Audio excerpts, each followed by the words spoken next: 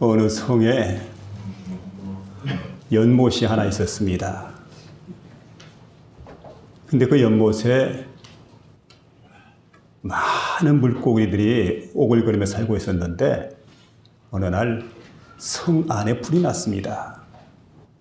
그리고 무서운 속도로 불길이 번져가기 시작을 합니다. 그러니까 이 소문이 연못에 있는 물고기들에게 이렇게 퍼지게 돼가지고 그 중에 어떤 물고기가 이렇게 얘기를 하게 됩니다. 우리가 빨리 피난을 떠나자. 만일에 피난 떠나지 않고 이곳에 살 것 같으면 틀림없이 우리가 이 뜨거운 불로 인해서 구운 생선이 된다든지 삶은 생선이 될 수밖에 없기 때문에 빨리 피난을 떠나자고. 그랬더니 동료들이 비웃게 됩니다. 야, 이 바보야. 넌 그것도 모르냐. 그리고 웬 호들갑이냐. 한번 생각해보라고. 물하고 불은 상극이야. 아무리 불길이 치솟고 아무리 온 동네가 불탄다 해도 우리는 절대로 불로 인해서 피해를 입지 않을 거라고. 그러나 물고기는 그렇지 않습니다. 이 물고기 생각할 때 틀림없이 화가 임하게 될 거다 생각을 하고는 혼자서 피난을 떠나게 됩니다. 높은 벽을 뛰어넘기도 하고 그리고 땅바닥에 떨어져서 뒹굴다가 사람들에게 발견되면 어떡하나 노심초사하면서 또 그 돌 위에 떨어져 가지고 죽을 뻔한 그런 고비 넘겨가면서 그렇게 가까스로 기어가지고 결국은 수로를 발견해서 수로를 통해서 다른 연못으로 떠내려갑니다. 그 사이에 온 마을은 삽시간에 불이 번지게 되고 사람들은 불을 끄기 위해서 연못으로 몰려들게 됩니다. 양동이를 가지고 와서 물을 길어가기 시작을 하는데 시간이 좀 지나고 나니까 삽시간에 물이 동이 났습니다. 연못이 말라가기 시작을 합니다. 그런데 연못 안에 있는 물고기가 양동이 속에 이렇게 들어가게 돼요. 그리고 그 물고기에 들어있는 그대로 불을 향해서 던지게 됩니다. 고기들은 구운 생선이 될 수밖에 없었습니다. 그리고 남아있는 물고기는 물이 다 빠졌기 때문에 말라 비틀어질 수밖에 없었던. 그리고 여러분, 장례를 준비하지 못한다는 것, 이렇게 위험한 일이라는 거죠. 그래서 언제든 우리가 좋은 터를 가진다는 것, 얼마나 귀하고 중요한 일인지 모릅니다. 지금 피난을 떠난 이 물고기는 좋은 터로 이사를 갔기 때문에 거기에는 위험한 일이 없습니다. 그리고 거기서 그는 평화롭게 행복하게 남은 여생을 지낼 수가 있었다는 얘기입니다. 여러분, 그렇습니다. 우리 민족을 보면 유난히 터에 대한 욕심이 많습니다. 과학이 굉장히 발전해 있는 이런 시대인데도 불구하고 사람들을 보게 되면 풍수지리서상을 많이 선호를 해요. 또 좌청룡 우백호, 배산임수 이런 얘기 많이 하고, 그리고 몇 자리라고 하는 것이 있는데 몇 자리도 좋은 명당에다가 몇 자리 써야 된다. 생각해보면 현재보다는 미래, 장래에 좋기 때문에, 장래에 덕이 될 것이기 때문에, 장래 이것이 바로 우리에게 복을 줄 것이라고 생각했기 때문에. 그런데 여러분, 장래에 이것은 아무런 영향을 미칠 수가 없다는 거지요. 그럼 장래에 영향을 미치는 게 뭡니까?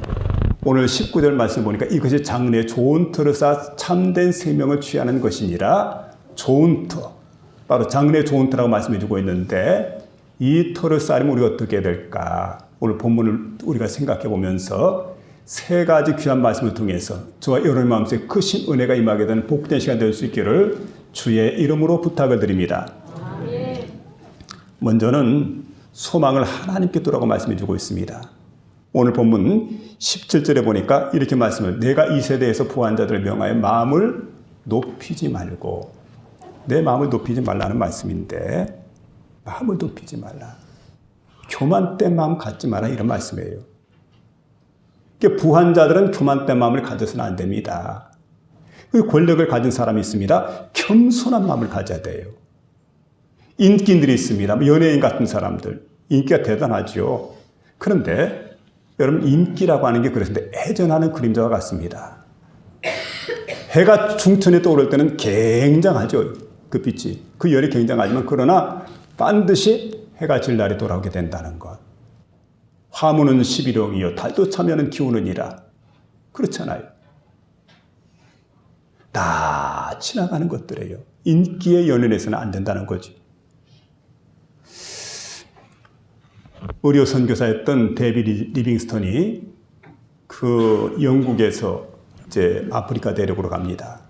거기에서 이렇게 그 선교를 하게 되었는데 아프리카 대륙에 선교할 때 자신이 선교했던 그 지역의 토인들은 보니까 굉장히 강인하고 그리고 어른이 되면 울지를 않습니다. 그래서 의료 선교사니까 종기 같은 것을 이제 칼로 가지고 째기도 하고 그러는데 한 3cm 정도의 종기를 찔 때도 아주 태연한 모습으로 참아내는 겁니다. 그리고 대수술을 하는데도 불구하고 옆 사람과 함께 이야기를 나눌 정도로 굉장한 사람들인데 왜 그렇게 참고 견디느냐 보니까 어른이 되면 절대 울어서는 안 된다. 그런 법칙 때문에 이렇게 살더라는 거죠. 그런데 그가 일기를 썼는데 보니까 참으로 나는 신기한 일을 경험했다. 그러면서 이렇게 얘기를 합니다. 그리스도 예수의 십자가 피의 복음을 전하게 되는데 이 복음을 받아들인 토인들이 하나님 앞에 회개를 하게 될 때 닭똥 같은 눈물을 흘리면서 그러면서 하나님께 통해 자복을 하더라는 거죠. 가슴을 치면서 통해 자복을 하게 되고 엉엉 울면서 회개라는 그 모습 바라볼 때 그때 리빙스턴을 생각합니다. 바로 하나님께서 받으시기에 가장 기쁜 모습이 바로 이런 모습이 아닐까. 이 눈물은 가장 순수한 눈물이라고 가장 아름다운 눈물이라고 그렇게 그의 일기장에 기록을 해놨습니다. 여러분 그렇습니다. 하나님께서 받으실 만한 마음이 어떤 마음일까요? 낮아지는 마음입니다.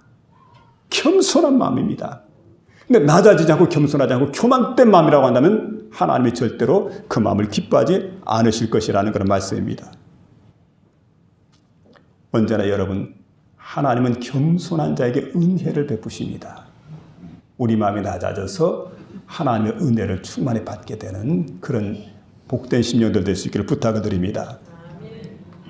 다음은 정함이 없는 재물에 소망을 두지 마라 그랬는데 재물이라고 하는 것은요 있다가도 없어집니다.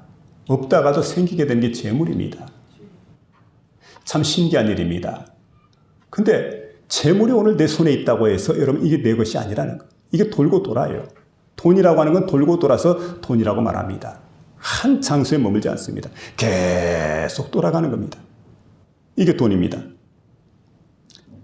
그러니까 여러분 때로 물질이라고 하는 것은 잃어버릴 수도 있고 그리고 물질이라고 하는 것은 사라질 수도 있다는 것. 우리가 꼭 염두에 두고 살아야 됩니다. 잠언 23장 5절에 보니까 내가 어찌 허무한 곳에 주목하겠느냐. 정녕 재물은 날개를 내어 하늘에 나는 독수리처럼 날아가리라. 이렇게 말씀해 줍니다. 그러므로 우리에게 모든 것을 후히 주사 누리게 하시는 하나님께 소망을 두라. 그렇게 말씀합니다. 어디에요? 하나님. 우리의 소망은 하나님께 둬야 돼. 모든 것을 후히 주시게 할 뿐만 아니라 나로 하여금 누리게 하시는 분이기 때문에 하나님께 소망을 둬야 된다. 이런 말씀을 우리에게 들려주고 있습니다. 골로새 1장 5절에 보니까 너희를 위하여 하늘에 쌓아둔 소망 3장 1절에 보니까 위의 것을 찾으라. 3장 3절에 보니까 위의 것을 생각하고 땅의 것을 생각하지 말라. 자, 이렇게 말씀해 주고 있는데 여기 보면 하나님께 소망을 두었다고 하는 것은 하나님께 다 맡겼다는 거예요. 하나님께 맡겼다고 한다면 걱정이 없습니다. 염려할 필요가 없습니다. 왜냐하면 하나님께서 책임져 주실 것이기 때문에 염려도 걱정도 다 사라지게 되는 걸 보게 됩니다. 하나님께 맡기면 평안하죠. 장례를 치르는 한 선교사님이 있었습니다. 근데 이 선교사님이 이제 세상을 떠나게 되고 가족들만 남아서 이렇게 장례를 치르게 되는데 미국인 태국 선교사입니다. 여러분 장례식 그럴 때 이 장례식을 갖다가 천국 환송식으로 바꿨습니다. 설교하시는 분이 설교를 하게 되는데 설교 이렇게 주보에 기록한 것이 아니고 환송사로 바뀌었습니다. 조가를 부르는 사람이 여러분 그 축하의 노래로, 조사를 낭독하는 사람이 조사가 아닌 축사로. 그러니까 여러분 이게 뭐냐면 소망을 하나님께 둔 사람들의 삶의 특징입니다. 이것이 세상을 바라보고 세상 지향적으로 살아가는 게 아니고 소망을 하나님께 두는 사람들의 모습이에요. 저와 여러분이 언제나 하늘의 소망 가운데 하나님께 소망을 두고 살아가는 그런 복된 심령이 될 수 있기를 부탁을 드립니다. 두 사람이 똑같이 회사 생활했는데 50대에 회사를 그만두게 됩니다. 구조조정 바람이 불어가지고 명예퇴직을 한 거예요. 두 사람. 그러니까 여러분 회사를 그만두게 되니까 참 얼마나 초라하고 얼마나 서글픈 일입니까? 50대인데. 그런데 한 사람이 이렇게 생각을 합니다. 아, 그동안 내가 열심히 회사 생활을 했기 때문에 하나님께서 쉬라고 이런 기회를 내게 주시는구나. 그러고 생각해 보니까 그동안 내가 바쁘다는 핑계로 교회 일에 열심을 내지 못했습니다. 봉사하는 일에 열심을 내지 못했고 성경 공부하는 데 열심을 내지 못했고 새벽 기도하는 것 등한시했습니다. 그래서 이참에 내가 집사람과 함께 열심을 좀 내봐야 되겠다 생각을 하고 열심히 교회 봉사를 하게 되고 그리고 성경 공부를 부지런히 참여하게 되고 새벽 기도도 함께 하게 되고 그랬더니 이분의 고백에 의하면 10배나 신앙이 더 뜨거워졌다. 이렇게 고백을 합니다. 한 사람은 구조조정 당하고 나니까 회사를 향해서 배신감을 느끼고 너무 억울하고 분한 마음이 생깁니다. 자신의 자리를 꿰찬 그 젊은 친구가 원수같이 느껴집니다. 그리고 교회를 잘 다니다가 다니던 교회를 그만뒀습니다. 그리고 날마다 술을 퍼마시게 됩니다. 집에 돌아와서 우라가 치밀어 오르니까 물건을 집어던지고 부부싸움을 툭 하면 하게 되고 나중에 보니까 신경성 우라병이 생기게 되었습니다. 그리고 이제 시간이 지나게 됩니다. 결과가 어떻게 됐을까요? 그 A라고 하는 사람은 2년 6개월 8일 정도 지나게 되었는데 자신이 다니던 그 회사의 계열사 회사인데 전문 경영인이 필요하다. 자신을 모시러 온 거예요. 전문 경영인으로 회사 관리사장이 된 겁니다. 회사 관리사장. 그런데 B라고 하는 사람은 아직까지 약봉다리를 들고 있다는 거죠. 여러분, 소망을 하나님께 두시기 바랍니다. 하나님은 우리 인생을 책임져 주십니다. 우리 인생을 해결해 주시는 분입니다. 그리고 길을 열어주시는 분입니다. 항상 그렇기 때문에 여러분 우리가 소망을 하나님께 두며 살아가는 그런 복된 심령들이 다 될 수 있기를 주의 이름으로 부탁을 드립니다. 아멘. 두 번째는 이웃에게 선을 베푸는 겁니다. 18절 보니까 선을 행하고 선한 삽을 좋아하고 나눠주기를 좋아하고 너그러운 자가 되게 하라. 그렇게 말씀해 주고 있습니다. 이스라엘 나라를 대표하는 두 개의 바다가 있습니다. 아니 바다라기보다는 호수이죠. 근데 이스라엘 사람들은 그저 유목민들이니까 물이 좀 많아 보이면은 바다입니다. 그래 바다. 그런데 그 바다 가운데 북쪽에 있는 바다 바로 갈릴리입니다. 갈릴리 호수지요. 남쪽에는 사해 바다, 사해 호수입니다. 자, 그런데 갈릴리 바다라고 하는 것은 우리 거제도의 한 절반쯤 될까요? 거제도가 본섬만 한 375평방킬로미터인데 갈릴리 바다는 165평방킬로미터입니다. 그리고 사해 바다는 훨씬 크지요. 한 3배 이상 큰데 사해 바다는 605평방킬로미터니까 우리 서울시 면적이 605.2평방킬로미터면 똑같아요. 그러니까 서울시나 사해 바다나 면적이 같다는 거예요. 아주 넓은 그런 호수입니다. 자, 이런 두 개의 호수가 있는데 호수의 특징이 있습니다. 갈릴리 호수는 위에서 물이 흘러내려오게 되는데 북쪽에서 물이 흘러내려옵니다. 레바논에는 레바논 산맥과 안티 레바논 산맥 사이에 데카 계곡이 있습니다.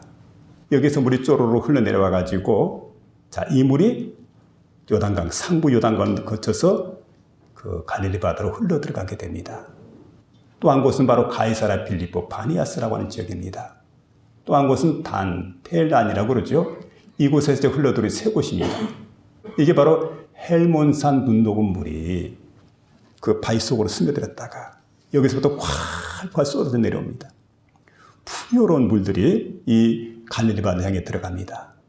근데 갈릴리 바다에 가서 보게 되면 여러분 그 바다가 물을 다 받아가지고 거기서 끝나는 게 아니고 하부 요단강으로 흘려보냅니다. 상부 요단강에서 물을 받고 하부로 이렇게 흘려보내게 되는, 받기도 하고 흘려보내기도 하는. 그러니까 여러분 우리가 예수 믿는 사람들 하는 일이 뭐냐면 하나님의 은혜를 우리가 공급받아야 돼요.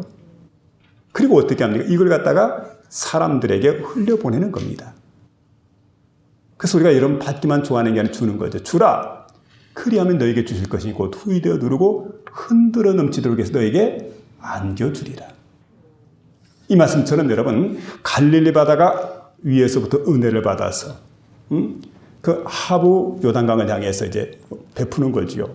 그랬더니 하나님께서 그 갈릴리 바다에 엄청나게 풍요로운 그런 그 어족자원을 갖다가 그곳에 있게 하셔서 지금도 가서 보면 뭐 베드로 고기를 비롯해 수많은 고기들이 즐비하게 되고, 그리고 거기에는 여러분 좋아하는 그 뭡니까 제첩 같은 조개가 막 그냥 사람들 손도 안 돼.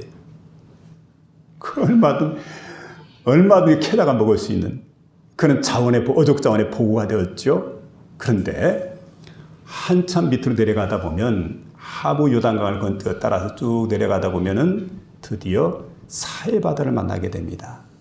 근데 사해 특징이 있습니다. 지구상에 육지에 있는 지역 가운데 가장 낮은 지역이 사해 바다입니다. 얼마나 낮을까요? 해저 430m. 그러니까 지중해 그보다도 우리 앞에 있는 바다보다도 430m 아래에 있는 곳이 바로 이곳이 사해입니다. 더 이상 내려갈 곳이 없어요. 물은 높은 데서 낮은 곳으로 흘러 들어갑니다. 모든 물들이 사해로 모이게 됩니다. 근데 여러분 물이 흘러갈 곳이 없는데 이상하게도 물은 늘어나질 않아요. 왜 그러냐면 물이 다 위로 증발하기 때문에 그렇습니다. 근데 물이 흘러 들어올 때 여러분 그냥 흘러 들어오는 게 아니라 흙 사이를 통과해서 흘러 들어오게 되는데 흙 속에는 소량의 염분이 있습니다. 어떤 곳이든 그래요. 그러니까 염분이 이곳에 들어갑니다. 흘러 들어갑니다. 그리고 일반 물들은 이렇게 증발하게 됩니다. 놀랍지 않습니까? 여러분 하늘로 사라지는 거예요. 하늘로 사라지는 거예요. 그곳에 있는 게 아니에요. 그래서 여러분 염분이 가득하기 때문에 보통 여러분 바다는 한 3% 정도밖에 안 되지만 이곳은 30% 가까이 되는 그런 염분이 쌓이는 곳입니다. 이게 소금 기둥이라고 생각할 때 여러분 이곳은 충분히 이해 가능한 그런 이야기입니다. 그러니까 여러분 이곳에는 농사가 되질 않아요. 이 물 가지고는 물고기도 자랄 수가 없습니다. 그러니까 완전히 어족자원이 말라버리는 그런 이제 바다가 된 걸 볼 수가 있습니다. 우리가 여러분 중요한 것은 하나님의 은혜를 받는 것도 중요하지만 은혜를 받은 다음에 베푸는 삶을 살아야 된다는 것, 섬기는 삶을 살아야 된다는 것, 줄 수 있는 삶을 살아야 된다는 것. 여러분 그렇게 살아갈 수 있기를 주의 이름으로 부탁을 드립니다. 나를 위해 사는 게 아니죠. 우리가 나눠줘야 됩니다. 그래서 선한 일을 행하고 선한 사업에 부하고 나눠주기를 좋아하고 동정하는 자가 되게 하라. 그러면 하나님이 기뻐하신다는 거예요. 고든 선교사라고 하는 분이 중국에서 사역을 했습니다.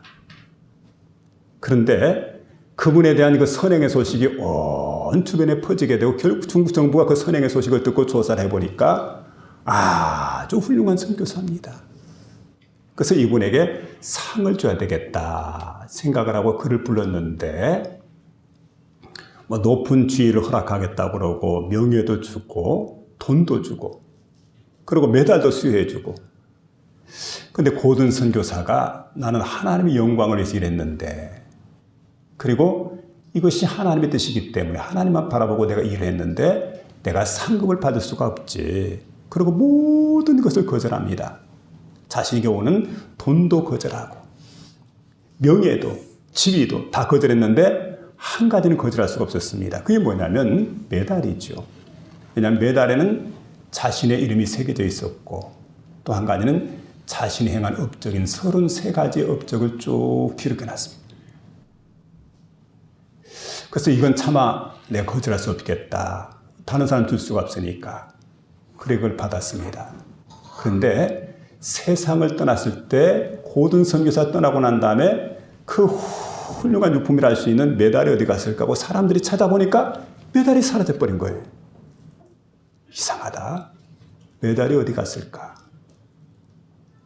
나중에 한참 시간이 지난 다음에 이 메달이 어디 갔는지 밝혀지게 되었는데, 맨체스터라고 하는 그 잉글랜드의 중부 지역에 큰 가뭄이 일었습니다.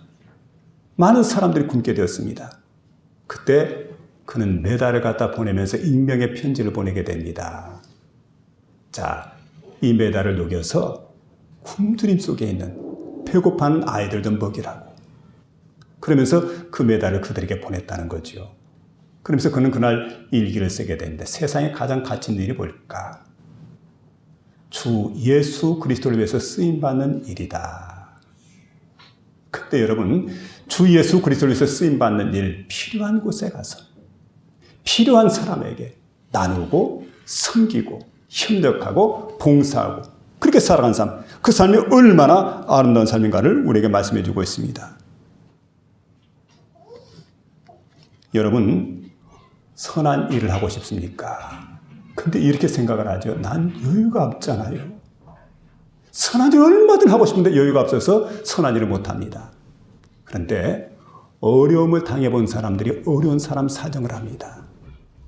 가난해본 사람이 가난한 사람 사정을 합니다. 그래서 여러분, 많은 걸 가져가지고 뭐 이렇게 하려고 하는 그것보다는 내게 있는 것을 나누면 돼요. 선한 일이라는 것은 나누는 거지요. 내 삶은 나누는 겁니다. 그래서 내가 이걸 베풀 때도 내 것을 당신에게 줍니다 하는 게 아니고 주님께서 주신 주님의 것인데 이것을 당신과 함께 나누기를 원합니다. 받아달라고. 선한 일 행하는 거죠. 오늘 특별히 우리가 이웃을 향해서 선을 쌓으라. 이게 장래 자기를 위해서 좋은 터를 쌓는 거다. 이렇게 말씀해 줍니다. 그 다음 마지막 세 번째는 내세를 대비하는 것이라고 말씀해 주고 있는데, 19절 말씀 보니까 이것이 장래의 자기를 위해 좋은 터를 쌓아 참된 생명을 취하는 것이라. 이렇게 말씀해 주고 있는데, 우리가 세상 떠날 때는 여러분 빈손입니다.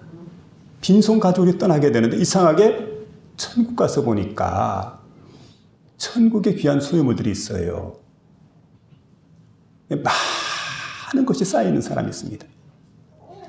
근데 이 모든 것들이 어디서 나왔냐면은 이 세상에 있는 동안에 하나님 영광을 위해서, 그러니까 의미 있게, 가치 있게 하나님의 뜻대로 사용하게 될 때 그 모든 것들이 천국의 보화로 쌓인다는 사실입니다. 헛된 게 없어요. 봉사, 충성, 헌신 헛된 게 어디가 있습니까?